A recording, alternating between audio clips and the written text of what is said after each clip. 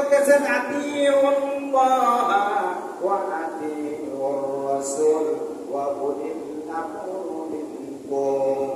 আল্লাহ রাব্বুল আলামিন বলতেছেন যে আল্লাহর আনুগত্য করো, রাসূলের আনুগত্য করো, ওয়া উলিল আমরি মিনকুম।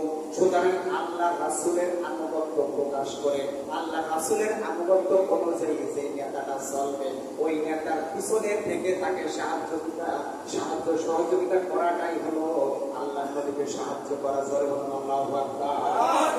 এরপরে আমার আল্লাহ রাব্বুল আলামিন বলতেছেন যেভাবে নবীকে সাহায্য সহযোগিতা সাহাবায়ে কেরামরা করেছে আল্লাহ রাব্বুল আলামিন সন্তুষ্ট হয়ে গেছেন। আল্লাহ রাব্বুল আলামিন বলতেছেন ওইভাবে সহযোগিতা করবে। কোরআনুল কারীমের ভিতরে সুন্দরভাবে আল্লাহ পাক রাব্বুল আলামিন বলতেছেন রাদিয়াল্লাহু আনহু ওয়া রাদু আন যালিকা লিমান খাশিয়া রাব্বাহ। আল্লাহ রাব্বুল আলামিন বলতেছেন যারা আমার আল্লাহ পাক রব্বুল আলামিনের উপরে সন্তুষ্ট হয়ে গেছে আমার আল্লাহ তাদের উপরে সন্তুষ্ট হয়ে গেছে। আল্লাহু আকবার। তার মানে দেখেন যে যারা সাহাবায়ে কেরামদের উপরে আল্লাহ রাব্বুল আলামিন নিজে সন্তুষ্ট হয়ে গেছে এজন্য আল্লাহ পাক রব্বুল আলামিন তাদের উপরেও সন্তুষ্ট হয়ে গেছেন। এখন আমাদের এই সন্তুষ্টতা হাসিল করতে হবে। কিভাবে হাসিল করতে হবে?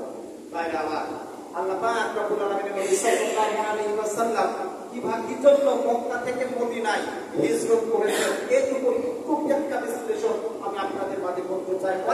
অনেকেই জানেন কেন আল্লাহ নবী মক্কা থেকে মদিনায় হিজরত করলেন, কেন বাধ্য হলেন, কেন করতে বাধ্য হলেন, এটা আমাদের মাথার ভিতরে ঢোকাতে হবে, মগজের ভিতরে ঢোকাতে হবে।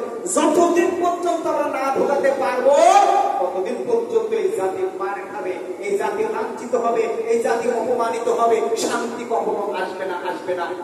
এটা আল্লাহ তাআলার গ্যারান্টি।